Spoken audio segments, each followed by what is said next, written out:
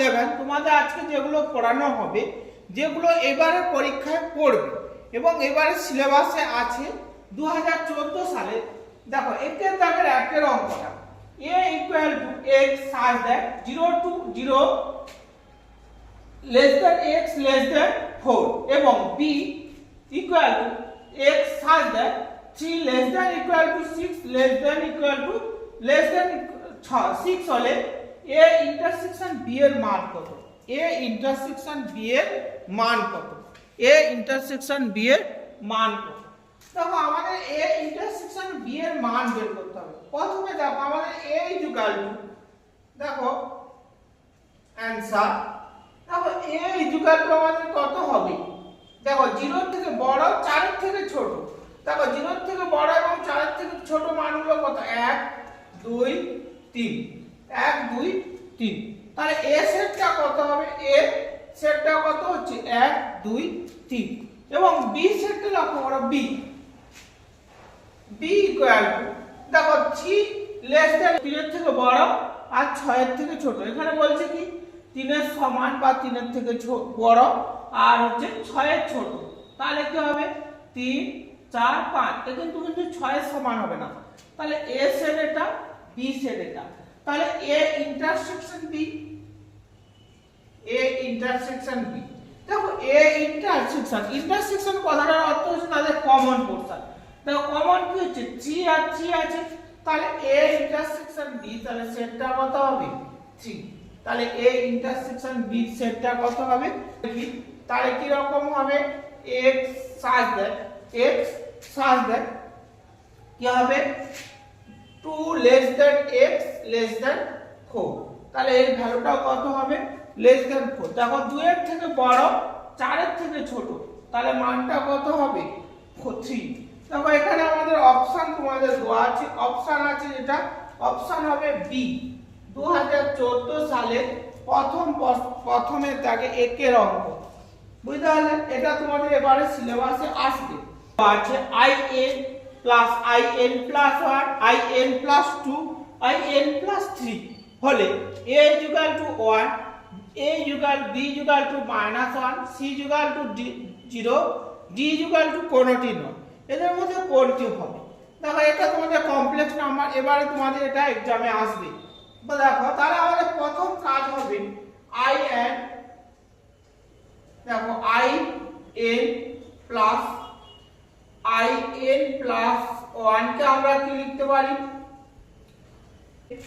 in plus 1 কে লিখতে পারি in into i1 plus in into i2, তারপরে i3 কে আমরা একই ভাবে লিখতে পারি in ইনটু i3। দেখো আমাদের এই সূত্র x to the power m plus n সমান x to the power m into x to the power n। Class 9 এ তোমরা এই সূত্রটা পড়েছো, x to the power m plus n সমান x to the power m into x to the power n। তাহলে আমরা এখান থেকে দেখো ফার্স্ট in কমন নিয়ে নেই। তাহলে in যদি কমন নিয়ে নেই তাহলে 1 প্লাস i1 মানে কি i স্কয়ার মানে আমরা কি জানি? i স্কয়ার সমান -1। তাহলে এখানে কি হবে? -1 প্লাস i কিউব কে আমরা কি জানি? তাহলে i square into i cube সমান কি? i square into i। তাহলে i স্কয়ার এর মান কত? -1। দেখো i স্কয়ার এর মান কত? -1 ইনটু i সমান কি হবে? -i মাইনাস, দেখো প্লাসটা তখন কি হয়ে যাবে? -i। দেখো তাহলে আমাদের কেটে দিলে কি হবে? +i -i কেটে যাবে, -1 +1 কেটে যাবে। তাহলে in ইনটু 0 সমান কি? 0। তাহলে অপশন হবে কি? অপশন হবে আমাদের সি। অপশন হবে আমাদের সি। এটা 2014 সালে কমপ্লেক্স নাম্বারের সি দাগের অপশন। দেখবে এইরকম ছোট ছোট টাইপের অঙ্কগুলো আছে, এগুলো তোমাদের এবারের পরীক্ষায় ফার্স্ট পরীক্ষায় আসবে। নাম্বার 3 হয়ে গেল। এরপর যে অঙ্কটা তোমাদের পরীক্ষায় আসবে এইবারে সিলেবাসে আছে সেটা হচ্ছে 7 এর দাগের অঙ্ক। y equal to sin square x by 2 হয় তবে দেখাও যে dy dx equal to a sin x, b half sin x cos x, d হচ্ছে অপশন কি আছে? Half of cos x। এগুলো অপশনে আছে। তাহলে আমাদের এগুলো অঙ্কগুলো করতে হবে। দেখো আমাদের প্রথম কাজ হবে,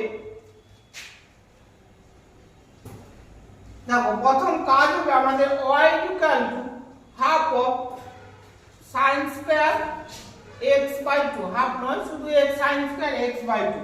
তাহলে এখানে আমি কি করব, y equal to half of 2 sin square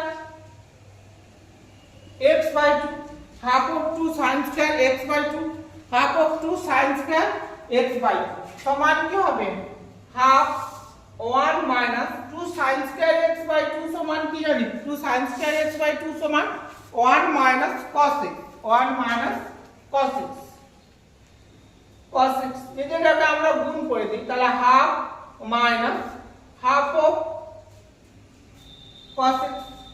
এবার আমরা ডেরিভেটিভ করব, তাহলে y ইকুয়াল টু কত হলো, y equal to half minus half of cos x, differencing both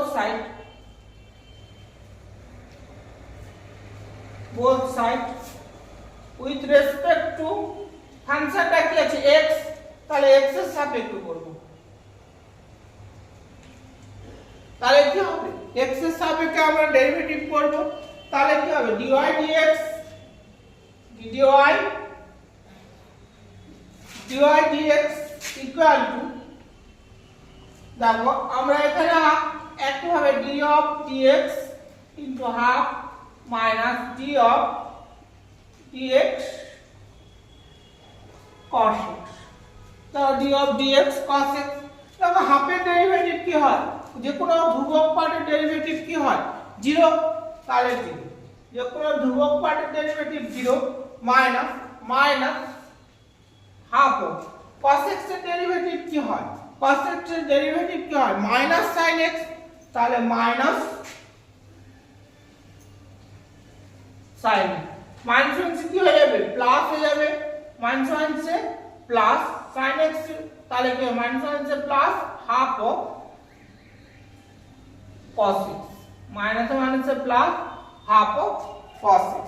তাহলে অপশনটা কি হবে, অপশনটা হবে আমাদের ডি, অপশনটা হবে আমাদের D, half of cos x। ওটা দেওয়া আছে, limit x tends to 3 x to the power n minus 3 to the power s by x minus 3 equal to 27 n হয়, তবে n এর মান কত। দেখো আমাদের একটা সূত্র আছে, limit x tends to n minus a to the power n by 27 সমান n into a to the power n minus 1। ঠিক একই ভাবে আমাদের দেখো এই অঙ্কটা প্রথমে x to the power n minus 3 to the power n by x minus 3 equal to 27n।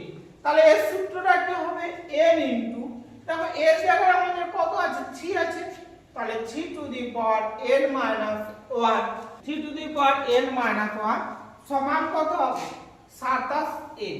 দেখো আমাদের n কি হবে, চলে যাবে, তাহলে 3 to the power n minus 1 সমান 3 এর কিউব, 27 মানে আমরা কি লিখতে পারি, 3 এর কিউব, তাহলে 3 চলে যাবে, দেখো 3 চলে যাবে, তাহলে n মাইনাস 1 ইকুয়াল টু 3 বা n মাইনাস 1 টা পাশে গেলে 3 প্লাস 1 সমান 4, তাহলে আমাদের কত হবে 4।